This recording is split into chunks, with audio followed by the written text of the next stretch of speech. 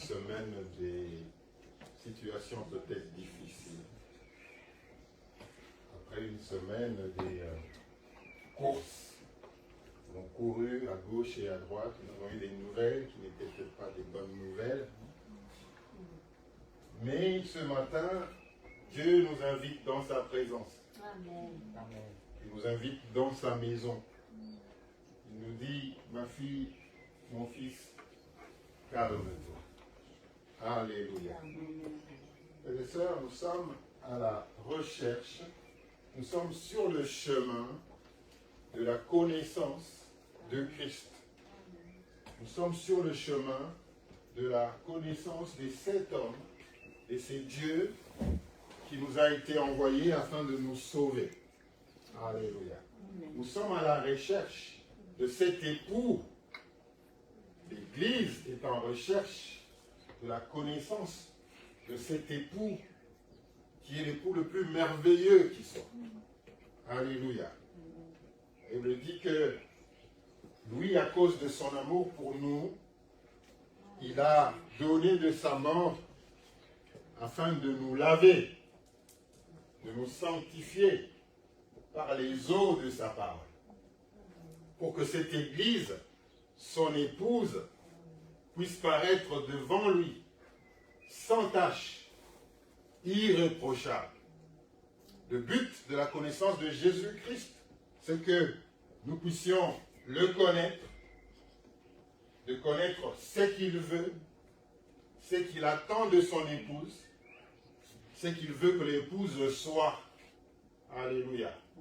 Un époux exigeant, mais qui aime. Alléluia. Il est exigeant dans son amour. Il n'est pas juste exigeant pour le fait d'être exigeant.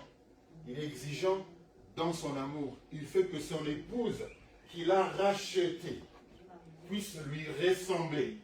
Il veut que son épouse qu'il a rachetée puisse être comme lui, puisse lui plaire. Alléluia.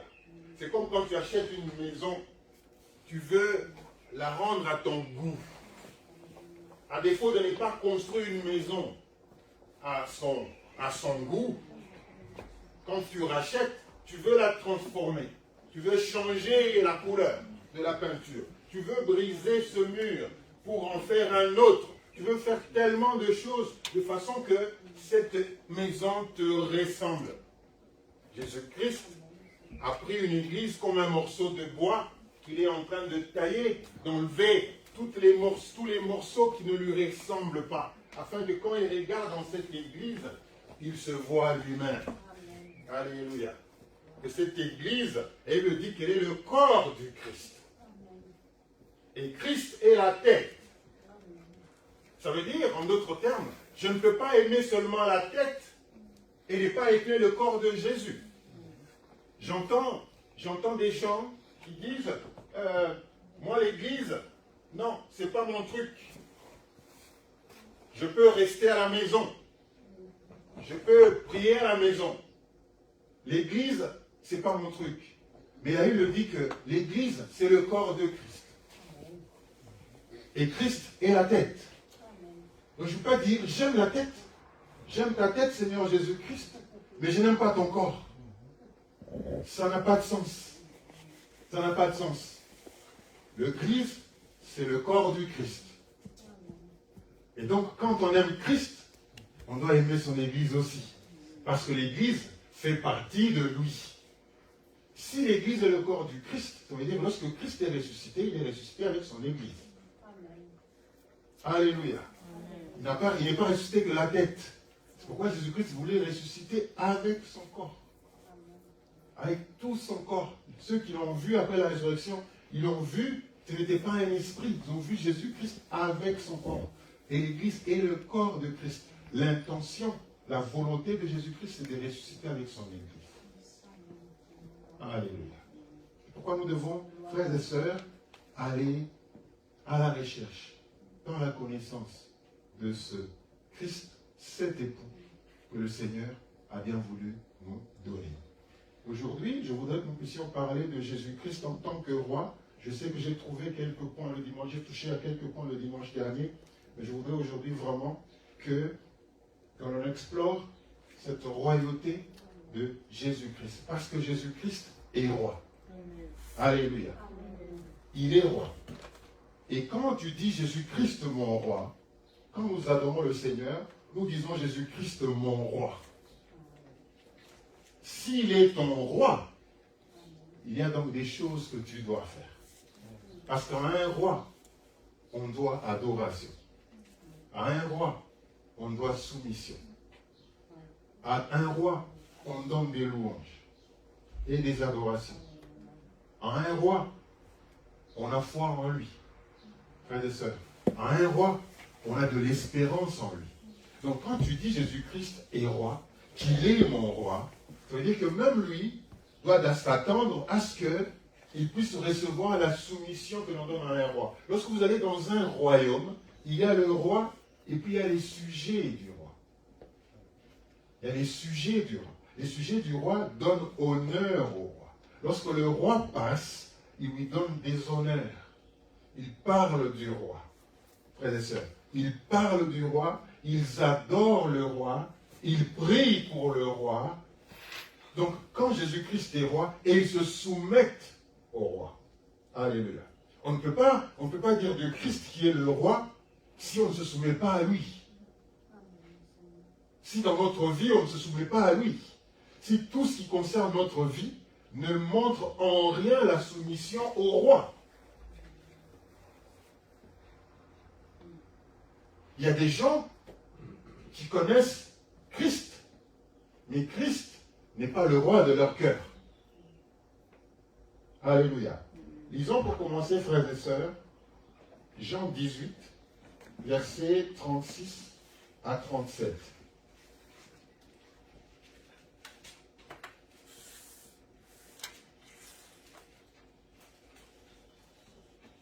Jean 18.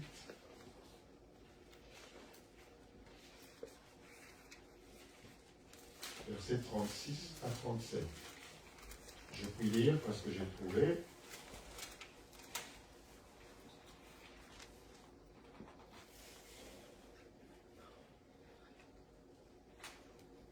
Déjà, je commence par le verset 37. Et puis je vais revenir sur le verset 36.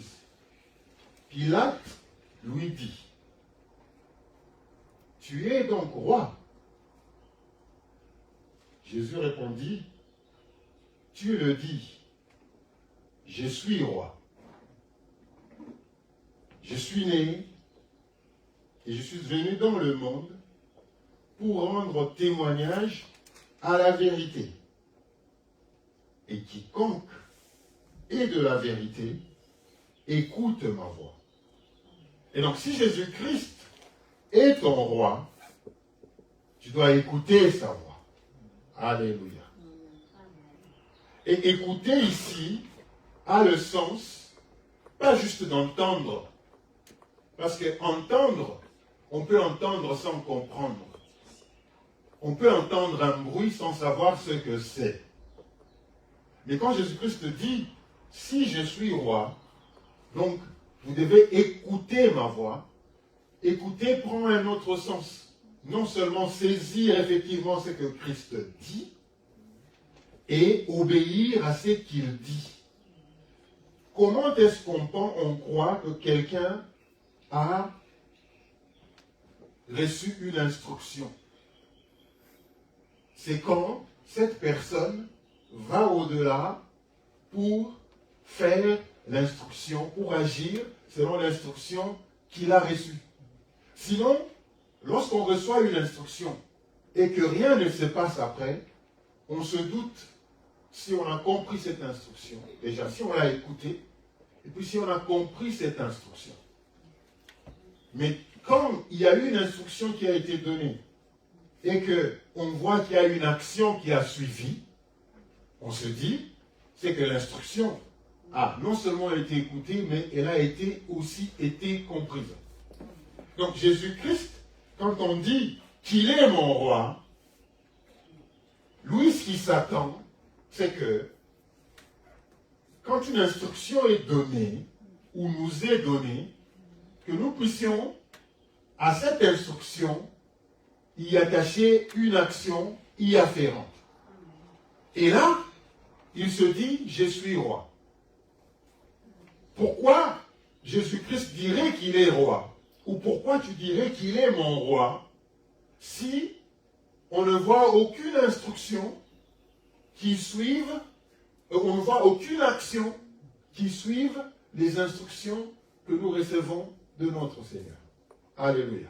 Donc, il est important, frères et sœurs, que nos paroles reflètent nos actions. Il est important que nos actions reflètent la parole de notre Dieu. Il est important qu'il y ait la vérité. Il dit, je suis venu témoigner de la vérité. Ça veut dire que si je dis que Jésus-Christ est roi, même en chantant, parce que on peut imaginer que chanter c'est autre chose. Mais si dans mes chants, même dans mes chants, il m'arrive de dire que Jésus-Christ est roi, je ne suis pas en train de chanter rien qu'en tant qu'un perroquet.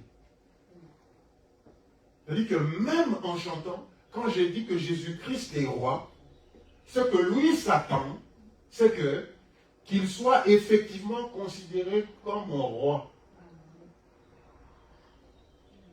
Et que si je dis qu'il est roi, et que dans mes actions, il n'y a rien qui montre la royauté de Jésus-Christ, je suis donc un menteur. Je suis donc un menteur. C'est pourquoi nous ne devons pas prendre tout ce que nous disons à la légère. Un enfant de Dieu ne dit pas juste tout ce qu'il veut à la légère. C'est ça qu'il s'attend. Et l'ennemi, c'est qu'il y a beaucoup de menteurs parmi nous. L'ennemi sait qu'il y a beaucoup de menteurs parmi nous. Parce que nous disons qu'il est roi. Mais dans les actions, dans les activités, il n'y a rien qui montre qu'il est roi. Alléluia. Il n'y a rien qui montre qu'il est roi. Par contre, ce que nous voulons, nous, comme je l'ai dit le dimanche dernier, nous voulons faire de Jésus-Christ le roi de ce monde. Mais Jésus-Christ veut être roi de ton cœur. Il veut être roi dans l'Église. Jésus-Christ n'est pas roi à l'extérieur. Il est roi. Il devrait être roi en moi. Et il devait être roi dans son Église par le Saint-Esprit. Alléluia. Donc c'est important, frères et sœurs. C'est important que toute parole que nous disons soit suivie par des actions. Il ne faudrait pas que l'Église soit considérée comme un endroit des gens malhonnêtes. Des gens qui disent Jésus-Christ est roi, mais dans les activités, dans les actions, on ne le voit pas. Il dit, vous dites maître, maître, maître, maître. Mais si j'étais maître, quels sont les honneurs? Quels sont les honneurs qui me sont dus? Si vous dites que je suis maître, quels sont les honneurs qui me sont dus? Alléluia. Donc, frères et sœurs, c'est pourquoi je comprends que quand Jésus-Christ dit, ce ne sont pas tous qui me disent Seigneur, Seigneur, Seigneur, Seigneur, qui entreront dans le royaume des cieux. Parce que nous disons Seigneur, Seigneur, mais dans les faits, dans nos actions, il n'y a rien qui montre que Jésus-Christ est Seigneur ou que Jésus-Christ est roi. Donc c'est important, frères et sœurs, de joindre nos paroles aux actions. Et donc, quand il donne des instructions, on comprend que, allez, le roi dans sa beauté, vêtu de majesté, la terre est dans sa joie, la terre est dans la joie. Alléluia. Donc, quand nous chantons comme ça, ce n'est pas seulement pour que ça soit beau dans les oreilles. Jésus-Christ, lorsque nous chantons comme ça, il n'est pas concerné par la beauté de notre chant. Il n'est pas considéré, ce n'est pas comment c'est beau à l'oreille. Parce que quand c'est beau à l'oreille, on peut voir la chair de poule. On peut voir, lorsque le chant est bien chanté, on peut avoir la chair de poule. Mais ça ne concerne pas le Seigneur, le Christ, le roi. C'est effectivement, quand nous disons le roi dans sa beauté, est-ce qu'il est vraiment roi? Lorsque nous arriverons à joindre la beauté du chant et les actions y afférentes, frères et sœurs, nous serons instoppables. Alléluia. Nous serons instoppables. Nous limitons, nous sommes à l'écorce, au-dessus, à la surface. Nous voyons que c'est beau, nous voyons que les voix sont belles, ainsi de suite, nous chantons, ça nous fait de la chair de poule, et des fois nous pensons que l'Esprit Saint est là, mais Dieu n'est pas concerné par ça. Dieu veut voir, quand on dit qu'il est roi, que Jésus-Christ est roi, est-ce que dans notre vie, réellement, il est roi? Est-ce que réellement, il est roi? C'est ça. C'est ça, frères et sœurs. Est-ce qu'il est réellement roi? Et il regarde dans nos cœurs, quand nous chantons, quand nous louons, quand nous prions, qui vraiment, dans sa vie, le considère comme roi. Alléluia. Donc, je commence par le verset 36. Parce que, on doit comprendre aussi, frères et sœurs, que depuis tout petit, Jésus-Christ, Pilate voulait le tuer. On connaît bien l'histoire. Parce que Pilate pensait, tous ces Hérodes, ils pensaient qu'il venait pour prendre son trône. Parce que dans la tête des enfants de Dieu à l'époque, pour eux, Jésus-Christ devait venir régner sur la terre. Il devait être un roi sur la terre qui serait très puissant. Et voilà. C'est ça qu'ils pensaient. Et donc, qu'est-ce qu'on fait? Il faut éliminer ce petit. Parce que si on le laisse, il va prendre mon pouvoir. Parce que nous, enfants de Dieu, nous pensons que Jésus-Christ doit venir comme un roi pour régner sur la terre. Comme ça, nous serons puissants. Comme ça, nous serons influents. Alors que Jésus-Christ veut régner dans ton cœur. Et dans l'Église. Avant que Jésus-Christ ne puisse régner sur la terre, il veut qu'il règne d'abord dans ton cœur. Alléluia. Donc, il pensait comme ça. Et donc, allons exterminer tous les enfants de 0 à 2 ans, parce que, comme on ne connaît pas qui est cet enfant, qui voudrait venir prendre mon pouvoir, et donc on doit éliminer tout ça, parce que nous, on pensait, et aujourd'hui, on continue encore à penser que Jésus-Christ, on veut qu'il règne ici. Oh Seigneur, règne. Oh Seigneur, règne dans ma vie. Non, qu'il règne d'abord dans ton cœur. Oh, règne dans ma maison. Non, non, non, non, non, non. Qu'il règne d'abord dans ton cœur. Qu'il règne d'abord dans ton cœur. Oh, viens établir ton règne. Non, non, non, non. Qu'il établisse ton règne dans ton cœur à toi d'abord. Alléluia. C'est facile. C'est facile. Non, mais Jésus-Christ vient régner dans ta maison. Non, non, non, non, non. Ok, qu'il vient régner dans ta maison, mais comment il va régner dans ta maison s'il règne d'abord en toi? Alléluia. Donc, tout ce que Jésus-Christ veut, c'est être roi de nos cœurs. Être roi dans notre vie. Être roi dans notre Église. Parce que l'Église, c'est son corps. L'Église, c'est son corps. Vous imaginez, toi tu dis à ton corps, la tête dit à ton corps, là, la tête dit, allez, il faut que tu ailles à l'église ce matin.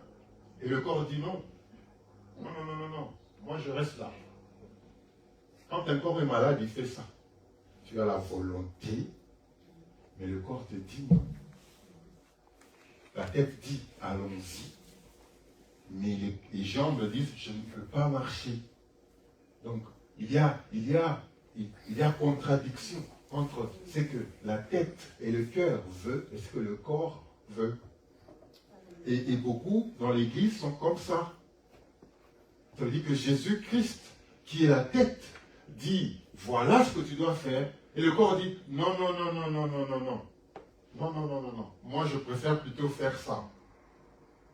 Il y a l'instruction que la tête a donnée, le corps dit non. Le corps est en opposition. En d'autres termes, la chair est en opposition avec l'esprit. Alléluia. En opposition avec l'esprit.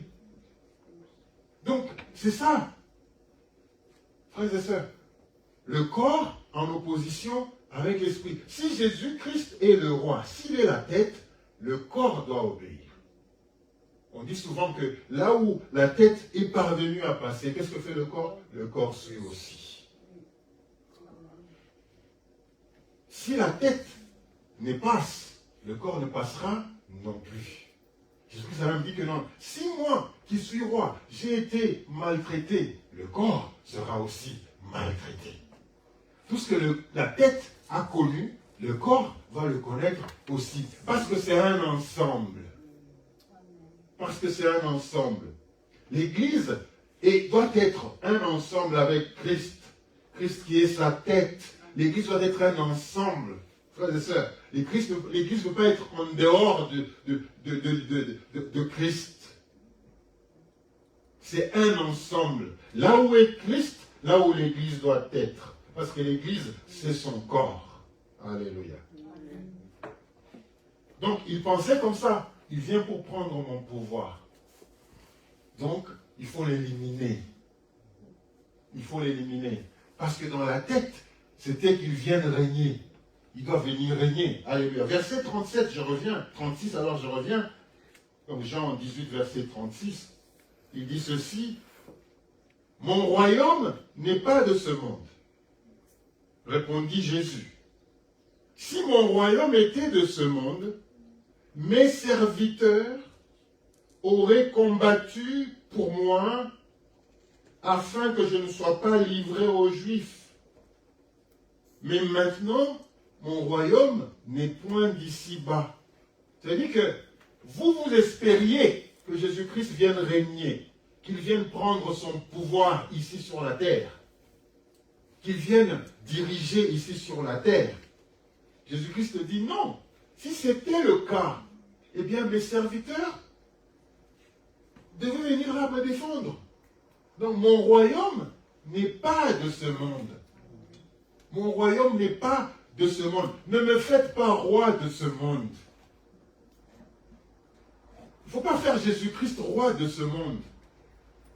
Tout ce que Jésus-Christ veut, c'est de régner en toi et de régner dans l'Église. Parce que l'Église, c'est son corps. Du moins pour le moment. Alléluia. Je dis pour le moment parce que je vous dirai autre chose après.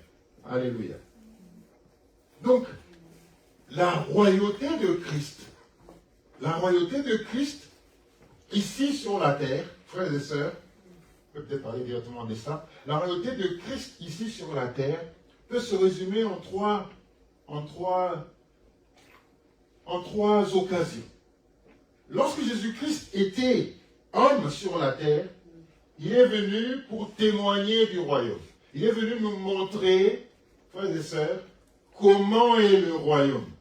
Son royaume n'était pas un royaume de ce monde, mais il est venu nous montrer ce que c'est. Il veut nous donner une idée du royaume.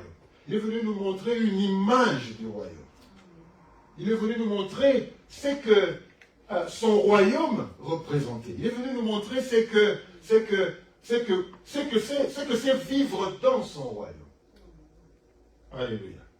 Par contre, nous avions l'image d'un royaume ici sur la terre, avec une armée, avec tous. Non, il est venu nous montrer comment est-ce que, dans son royaume, qui étaient les plus grands, par exemple.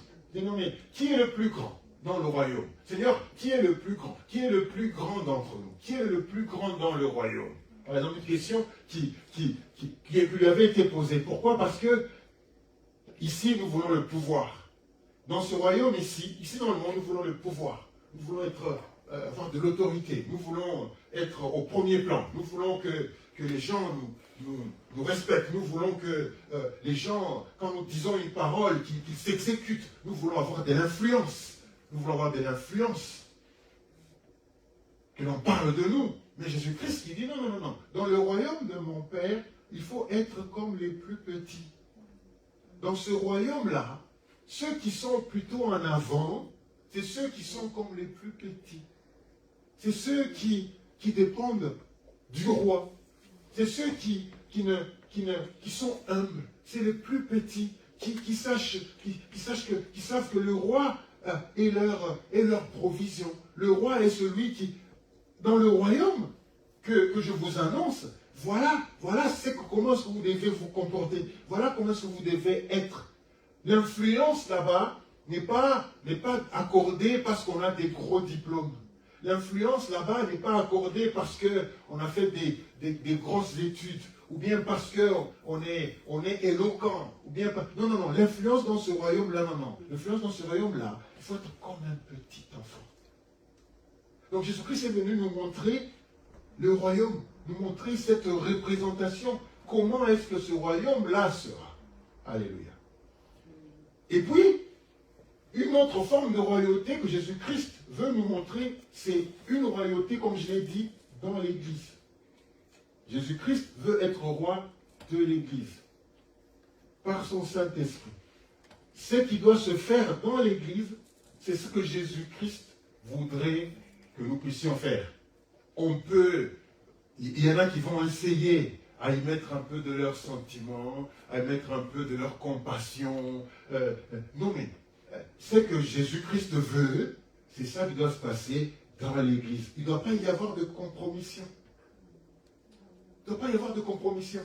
Lorsque nous amenons la compromission, même dans l'Église où Jésus-Christ doit régner, ça devient dangereux. Ça devient dangereux. C'est l'humain qui commence à venir. Ce que Jésus-Christ dit, ce qu'il veut que l'on fasse, c'est ça qu'il doit faire dans son Église. Parce qu'au moins là-bas, il doit être roi. Si là-bas, il n'est pas roi, les gens peuvent se faire tout ce qu'ils veulent, mais dans son Église, il veut être roi. Il est le roi dans son Église. Et donc, en tant que tel, ce sont ces instructions qui ont de la valeur. Non mais, pasteur, faisons ça. Je dis, qu'est-ce que la Bible dit déjà à ce sujet-là? Non mais, n'est-ce pas que là-bas, n'est-ce pas qu'on a... Oui, d'accord, mais qu'est-ce que la Bible dit? Est-ce qu'on peut revenir dans la parole de Dieu pour dire ce qu'elle dit? Parce que s'il est roi, c'est que nous devons faire ses instructions. Et comme nous ne faisons pas ses instructions, c'est qu'il n'est pas roi, ou il n'est plus roi. Donc il est important, frères et sœurs, que l'Église puisse être là où Dieu veut que ses instructions soient faites. Déjà au-dedans de nous, et puis dans l'Église. C'est son corps. Alléluia. Et puis, il y a aussi, frères et sœurs, là on est en train de parler du règne ici sur la terre. Dieu, je reprends, Jésus-Christ, en tant qu'homme, est venu nous donner l'image du royaume céleste. Deuxièmement, Jésus-Christ veut régner dans son Église. Ici sur la terre, l'Église est le seul lieu où Jésus-Christ voudrait régner. Christ est le roi de son Église. L'Église est son corps. C'est le seul endroit où Jésus-Christ voudrait régner sur la terre. Le deuxième endroit où il voudrait régner sur la terre, c'est en toi. Jésus-Christ doit être roi de ton cœur. Et comme je l'ai dit au début, tu lui dois adoration, tu lui dois obéissance, tu dois être humble, tu lui dois la louange, tu lui dois l'adoration, tu lui dois la foi. Dieu, si Jésus-Christ règne en toi, si Jésus-Christ règne en toi, tu n'as point à avoir peur de ce qui se passe à l'extérieur.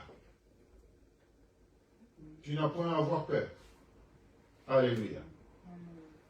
Et puis, la Bible nous parle aussi que Jésus-Christ régnera sur la terre pendant le millénium. Alors, je voudrais que l'on lise un peu par rapport à ça, frères et sœurs. Donc Jésus-Christ régnera sur la terre pendant le millénium.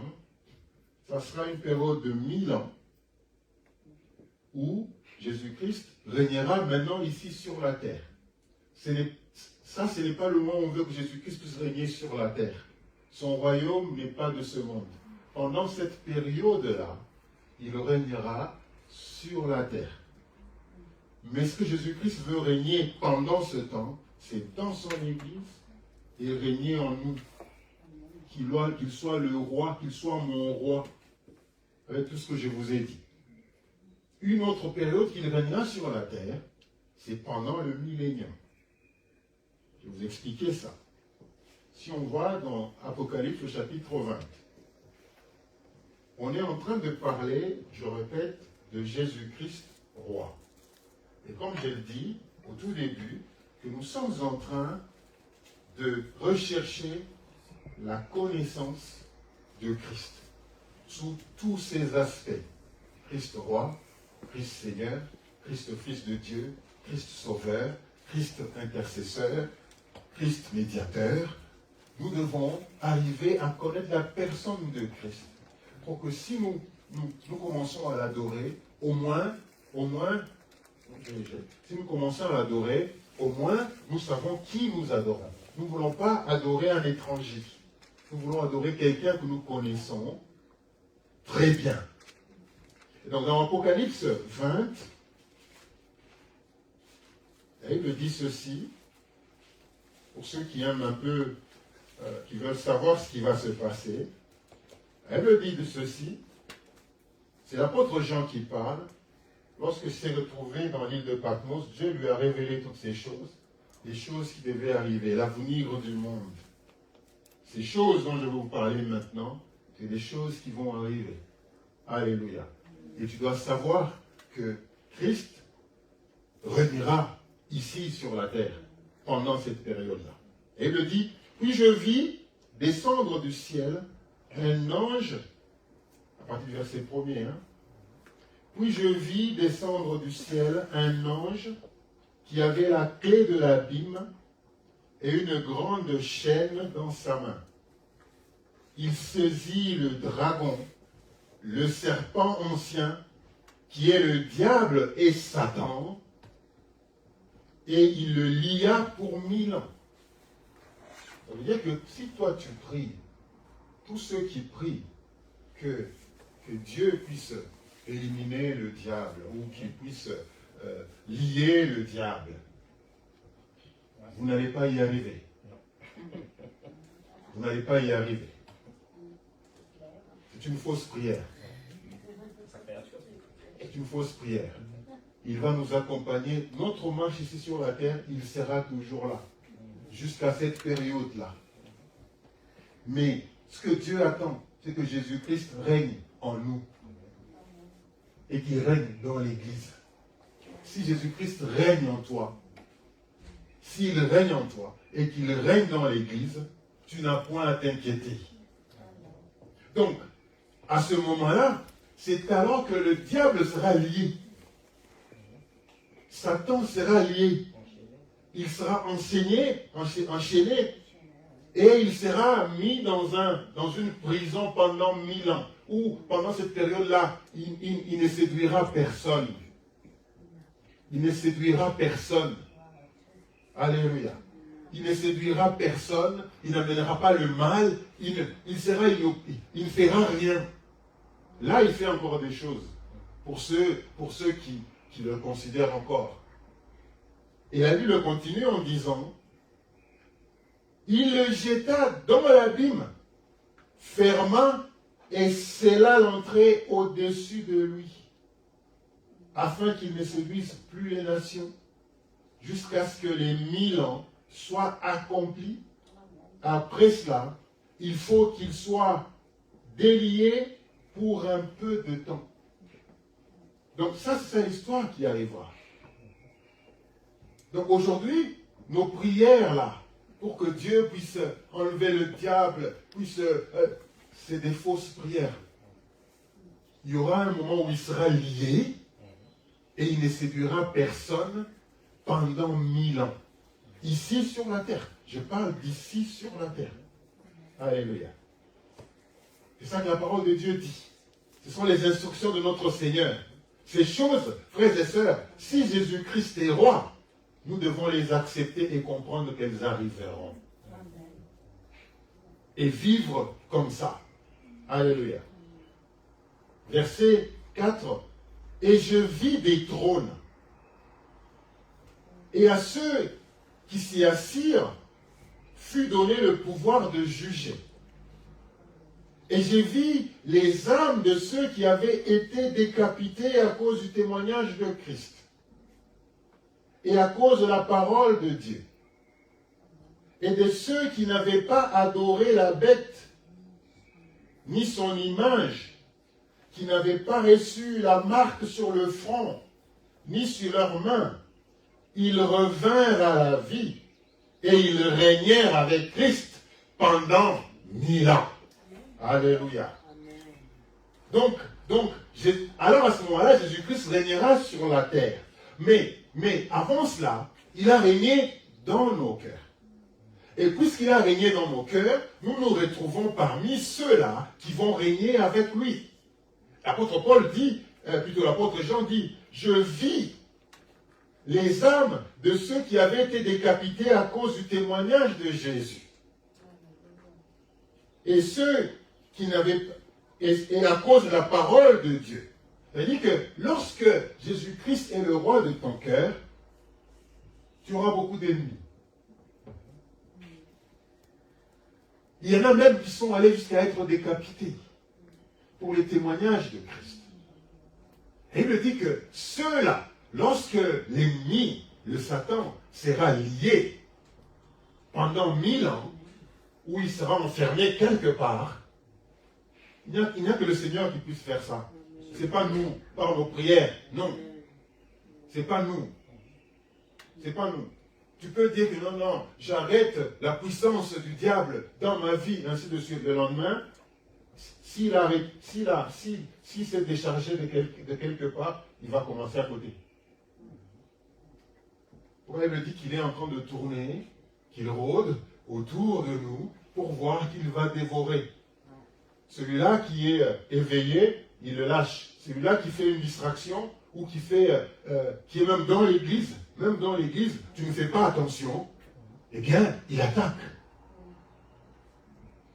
Donc, lorsqu'il sera lié, et il le dit, donc, il vit maintenant les âmes de ceux qui avaient été maltraités pour le témoignage de Christ, de ceux qui avaient été maltraités pour la parole de Dieu. Ceux-là qui sont, alors on ne les a pas oubliés, La Bible dit que ceux-là qui n'avaient pas reçu la marque de la bête sur leur front.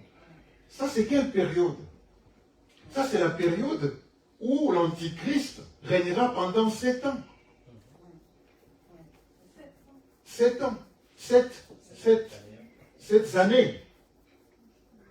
Alléluia. Donc, l'Antichrist régnera pendant 7 ans. Il faut comprendre ça. Il faut comprendre ça, frères et sœurs. Il y aura un moment où l'Antichrist régnera pendant 7 ans. Le millénium interviendra après ce moment-là. On peut le lire. Je ne suis pas en train de raconter, on peut le lire. Revenons sur on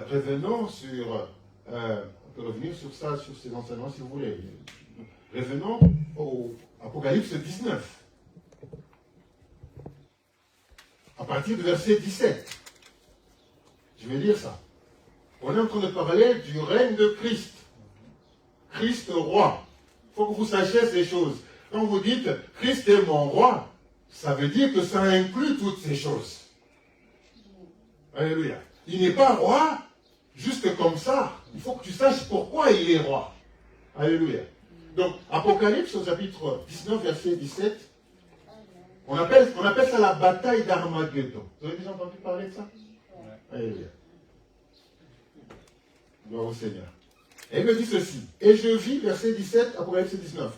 Et je vis un ange qui se tenait dans le ciel. Il cria d'une voix forte, disant à tous les oiseaux qui volaient au milieu du ciel, venez rassemblez-vous pour le grand festin de Dieu,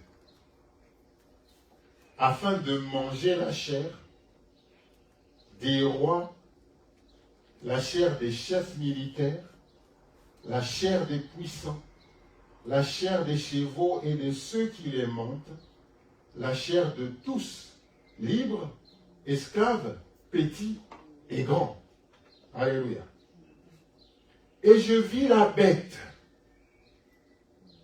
La bête, c'est l'antichrist. Parce que l'antichrist, qui est appelé la bête, viendra ici sur la terre. Non, ce n'est pas encore Satan. L'antichrist, un représentant de Satan, qui va même entrer dans le temple à Jérusalem, qui sera construit. Il va y régner, il va se faire appeler Dieu. Alléluia. Pendant une période de 7 ans, il va mettre la marque de la bête sur toute personne qui va accepter, bien sûr. Il y aura des périodes très dures, des tribulations pendant cette période-là, où pour manger, pour boire, il faudra s'agenouiller, s'humilier devant lui. Alléluia. Et il y aura la marque, quand on parle aujourd'hui du vaccin, on dit le vaccin c'est la marque de la bête, ainsi de suite. Ce n'est pas encore ça.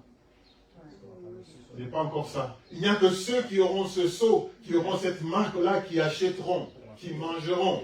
Vous arrivez à la pompe de carburant, vous qui aimez beaucoup rouler, on vous dit, monsieur, vous pouvez montrer votre marque. Parce que la bête.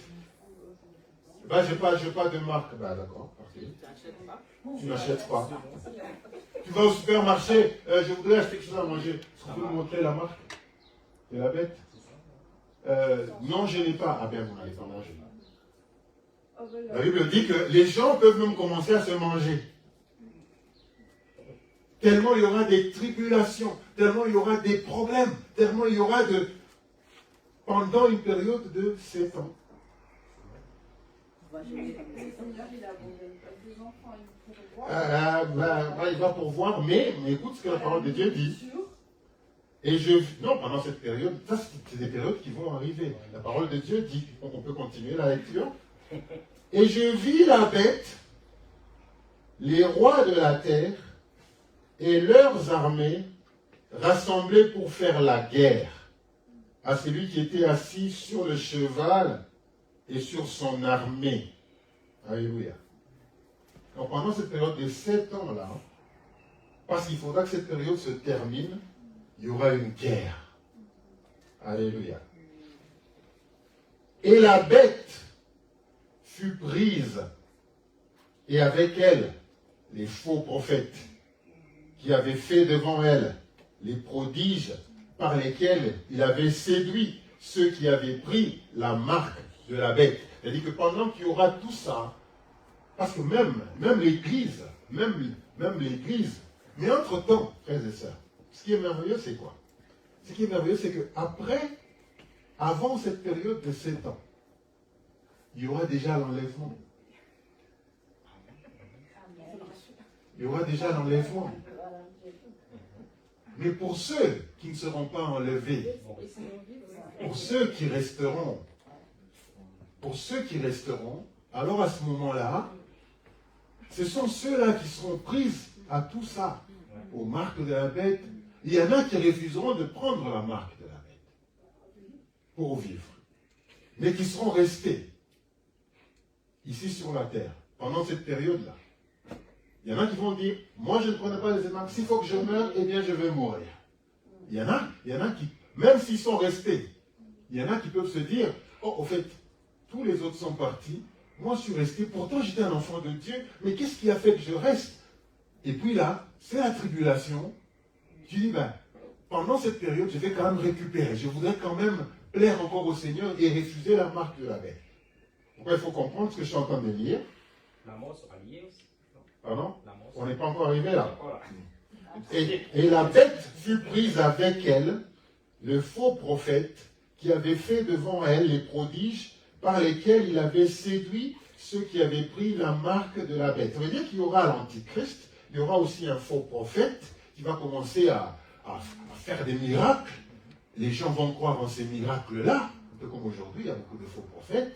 Parce que la Bible dit que le diable peut se déguiser en ange de lumière. Il ne faut pas penser que tout ce qui brille vient nécessairement de Dieu. Il faut penser que tout miracle qui est accompli dans ce monde, dans les églises, il y a des églises de Satan. Il y a des églises de Satan. Il y a des églises, tout ce que vous savez, tout ce que vous voyez, c'est un embellissement. Mais au-dedans, c'est des églises de Satan. Donc, il dit,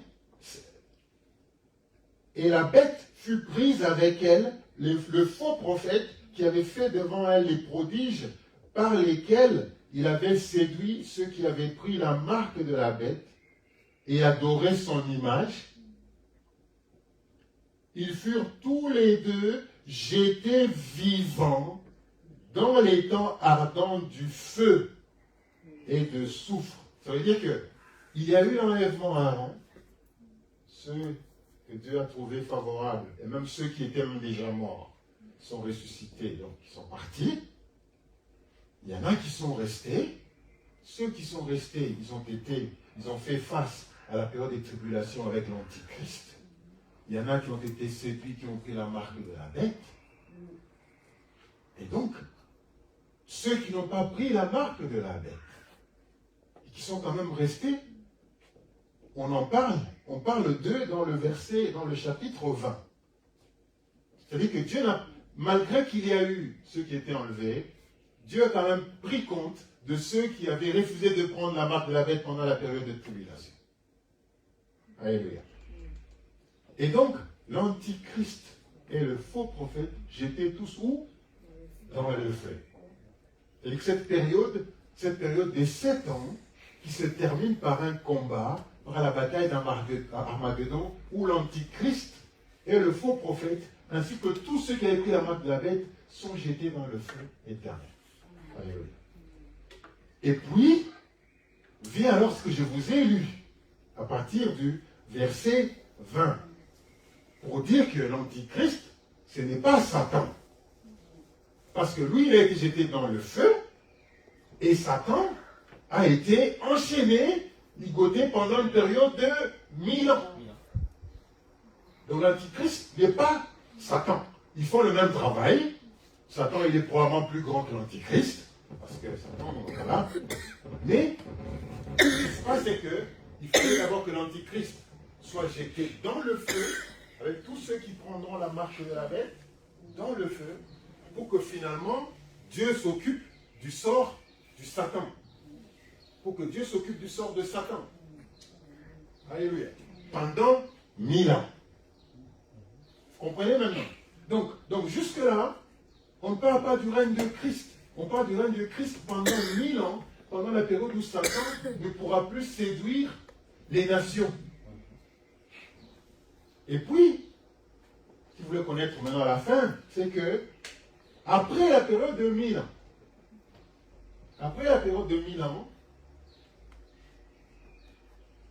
la Bible dit que Satan sera relâché.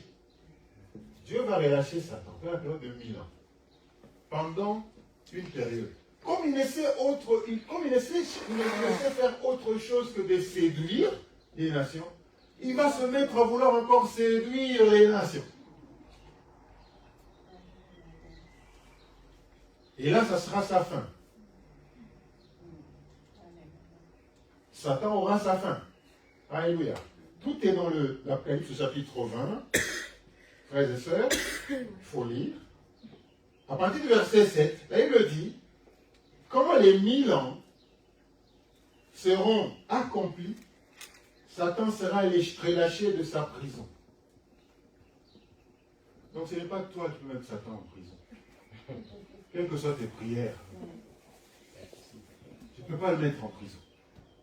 Donc, il sera libéré de prison, de sa prison, et il sortira pour séduire les nations qui sont aux 4 coins de la terre, Gog, Magog, afin de les rassembler pour la guerre. Parce qu'il ne veut pas comprendre qu'il soit mis en prison. Donc maintenant que je suis sorti, il pense probablement que c'est lui-même qui est sorti. Il veut entrer encore en guerre. Et la Bible dit,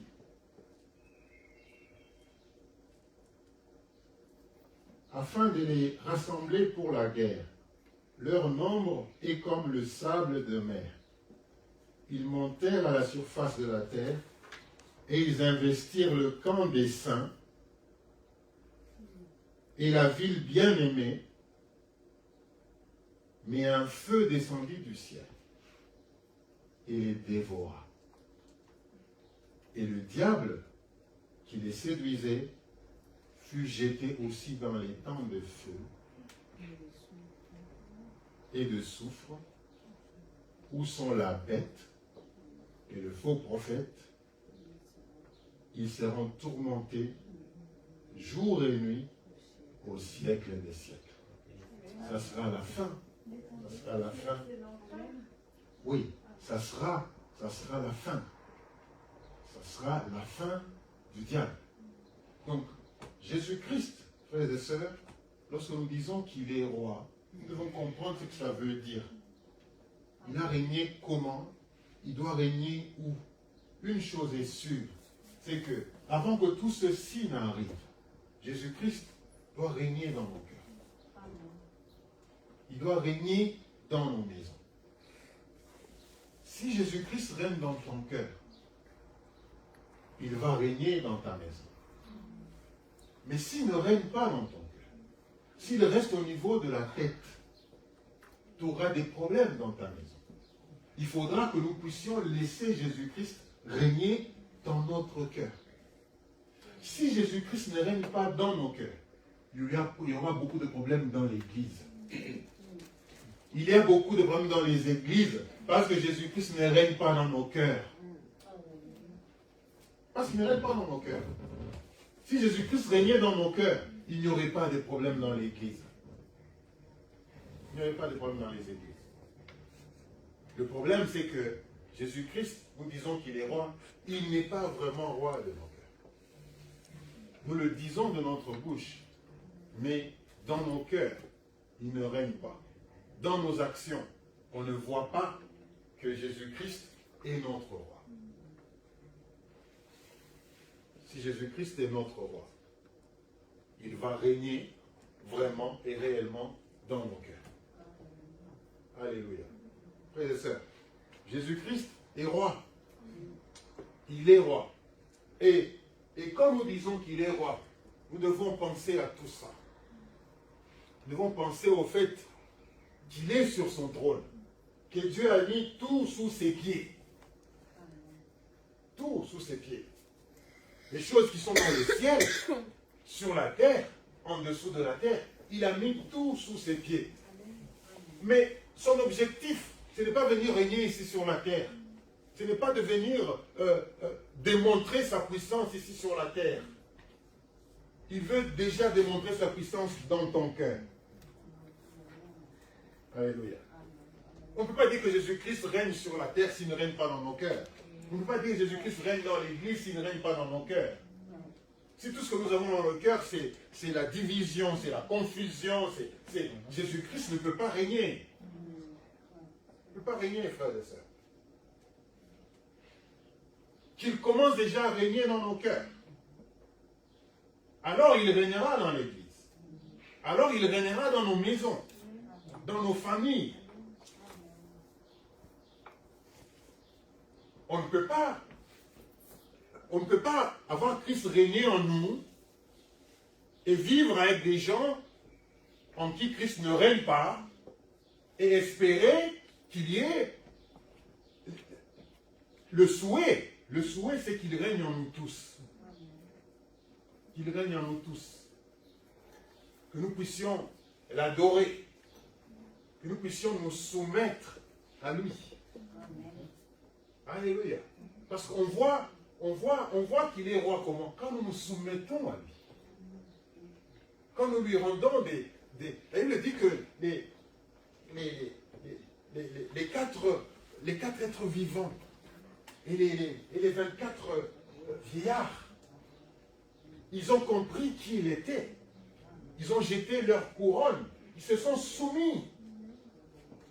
Quand Jésus-Christ est roi, ton instruction, tu vas soumettre. Quand Jésus-Christ est roi, ton diplôme, tu vas les soumettre à Christ.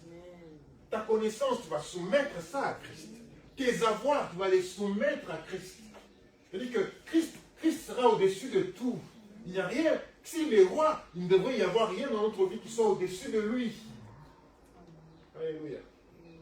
Parce qu'il est roi, l'honneur qu'on lui donne, quand il s'agit de Christ, l'honneur qu'on lui donne, frères et sœurs, il doit être tel que il est roi. Alléluia. Qu'il est roi, qu'il soit roi. S'il n'est pas roi de ta vie, ne chante pas qu'il est roi. Ne chante pas qu'il est roi. En fait, on devrait nous repentir tout le temps. Tout le temps, nous devrions nous repentir. Même avant de chanter un chant. Bon, est-ce que je suis en train de dire, est-ce que c'est vraiment ça que je vis? C'est ça se repentir, frère. C'est ça se repentir. Amen. C'est ça se repentir. C'est-à-dire que, est-ce que ce que je suis en train de faire, est-ce que je vis ça? Est-ce que je crois en ça? Frères et sœurs, est-ce que je crois en ça? Ce que je suis en train de chanter, quand j'ouvre ma bouche, dans ma douche ou dans ma maison, en train de chanter, c'est le Seigneur. Est-ce qu'il est effectivement ce que je suis en train de chanter dans ma vie? Est-ce qu'il l'est vraiment? Sinon, on est tous des menteurs. On est tous des menteurs. On chante, on se sent bien, mais Christ n'est pas là. Christ n'est pas dedans. Il n'est pas roi. Donc Jésus-Christ est roi. Alléluia. Il est roi. Amen. Gloire au Seigneur. Amen. Que Dieu bénisse sa parole. Amen.